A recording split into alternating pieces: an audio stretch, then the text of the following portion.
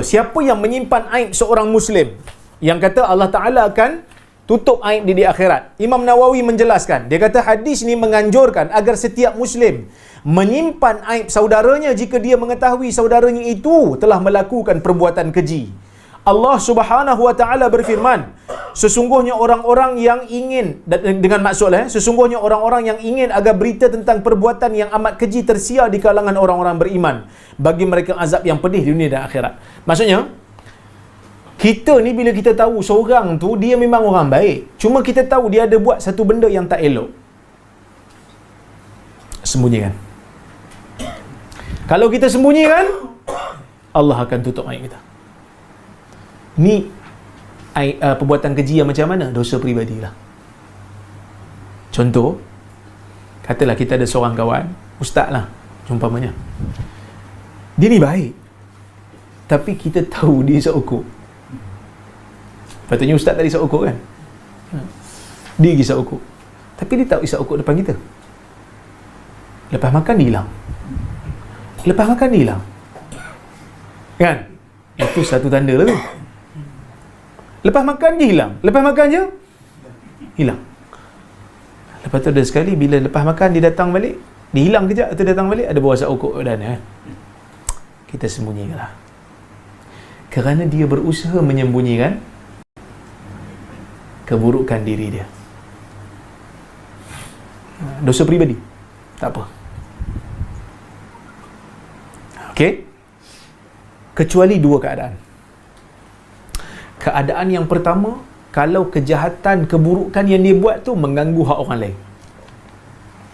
Contoh, pemimpin rasuah, pemimpin pecah amanah. Kita suruh dia jaga duit rakyat, dia joli duit rakyat. Yang ni kena ambil tindakan, tak boleh sembunyikan, sebab dah berkaitan dengan hak orang. Okey, baik. Jadi kalau dia menyeleweng hak orang, kita kena laporkan kepada pihak berkuasa. Itu yang pertama, pengecualian yang pertama. Pengecualian yang kedua, kalau dia memang terkenal sebagai orang yang banyak melakukan maksiat dan dia berbangga dengan maksiat dia, waktu tu kita tak perlu sembunyikan, kerana dia sendiri tak tutup aib dia. Okey, so tutup aib orang ni kalau dia buat secara tersembunyi dan tak berkaitan dengan hak orang, dan dia buat dosa peribadi. Bukan maksudnya, jangan salah faham ya, bukan maksudnya bila kita tutup aib dia, maksud kita tak buat apa-apa. Kita pergilah dakwah dia, pergilah nasihat dia, kan? Pergilah nasihat dia. Aku tengok kau semalam dia buat macam ni kan, aku nasihat aku ni, jangan buat lagi. Benda tu maksiat umpamanya. Okey?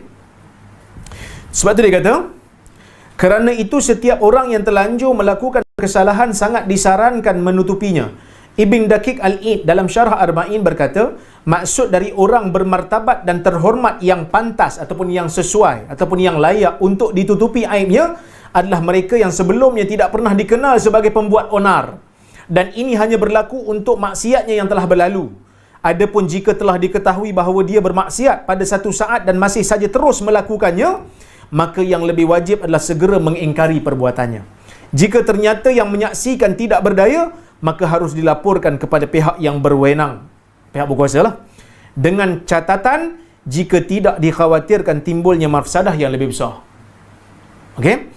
Untuk mereka yang memang telah terkenal kefasikannya, maka kesalahannya itu tidak perlu ditutupi, kerana dengan ditutup justru akan menyebabkan dirinya berlarut dalam kubangan dosa dan akan membuat orang yang semisalnya tidak ragu-ragu untuk melakukan hal yang serupa.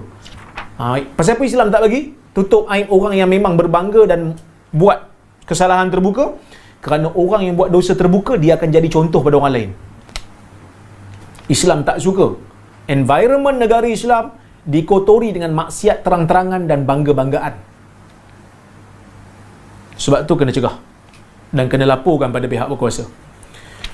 Okey, wajib pula bagi yang melihatnya untuk segera melaporkan kepada pihak yang berwenang jika tidak dikhawatirkan timbul kerosakan yang lebih besar. Maksud kalau ada kerosakan yang lebih besar, tak payahlah.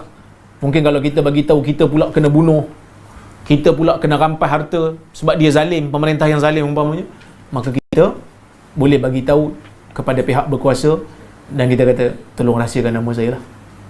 Sekarang ni memang ada kan, SPRM dia ada satu bab dipanggil kerahsiaan orang yang melaporkan. Okey.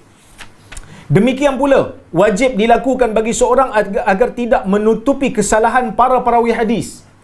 Perawi hadis, bila kita bagi tahu kesalahan dia pada umat, salah tu sebenarnya kalau ikut, sebab kita mengumpat dia. Tapi dibenarkan kerana hak orang Islam nak tahu mana satu agama yang betul, mana satu agama yang fake. Mana satu ucapan Nabi yang betul, mana satu ucapan Nabi yang dipalsukan. Hak orang. Maka sebab itu kita kritik perawi hadis. Para saksi dan siapa saja yang diamanahi untuk memegang harta sedekah, wakaf, harta anak yatim dan semisalnya. Ini Imam Nawawi sebut ni. Orang yang jaga harta awam, khianat, kena bagi tahu pada pihak berkuasa. Tak perlu tutup. Kerana tu dah berkaitan dengan hak rakyat. Okey? Wajib menyingkap kesalahan mereka jika memang dibutuhkan. Diperlukan. Dan tidak boleh ditutupi. Ini bukanlah ribah yang diharamkan, tetapi justru nasihat yang wajib untuk disampaikan. Ini ribah ni maksud bukan mengumpat lah. Walaupun kita sebut perawi ni dhaif, perawi ni pemalsu, tapi dibenarkan. Okey?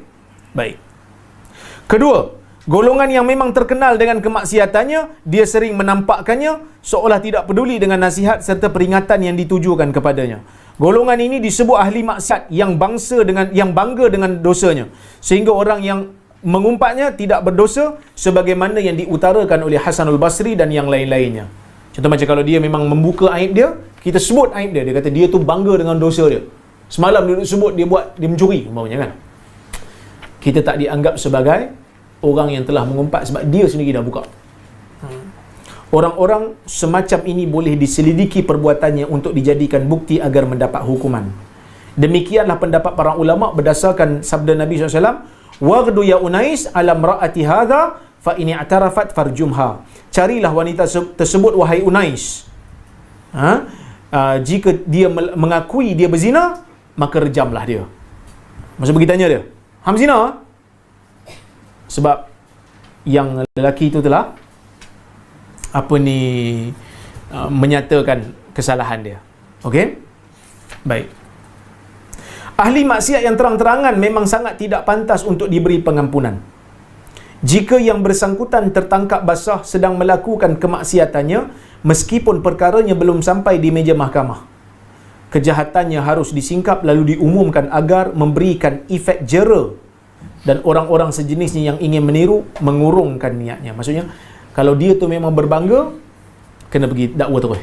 Supaya dia tak menjadi contoh bagi orang lain. Supaya orang lain pun jadi takut untuk buat benda yang sama. Kalau dia dah bangga, tiba-tiba tak ada tindakan dia ambil, orang lain pun kata, oh dia buat tak kena, aku pun nak buat juga lah. Okey. Sifat keempat, Allah sentiasa menolong hamba-Nya. Selama hamba tersebut sentiasa menolong saudaranya, itu orang yang selalu memerhatikan keperluan saudaranya, maka sebagai balasannya Allah akan melindunginya dengan kemudahan dan pertolongannya. Inilah janji yang benar daripada Allah. Dalam Mu'jam Tabrani disebutkan dalam hadis Umar daripada Nabi SAW, afdalul a'mal idkhalus surur 'alal mu'min kasauta 'auratahu aw ashba'ta jaw'atahu aw qadaita lahu hajah. Sebaik-baik amalan ialah memasukkan kegembiraan ke atas muslim, sama ada engkau memberi pakai untuk menutup auratnya, ataupun engkau memberikan kekenyangan bagi kelaparannya, ataupun engkau membantu keperluannya. Ini dengan diriwayatkan dengan sanad yang hasan. Okey?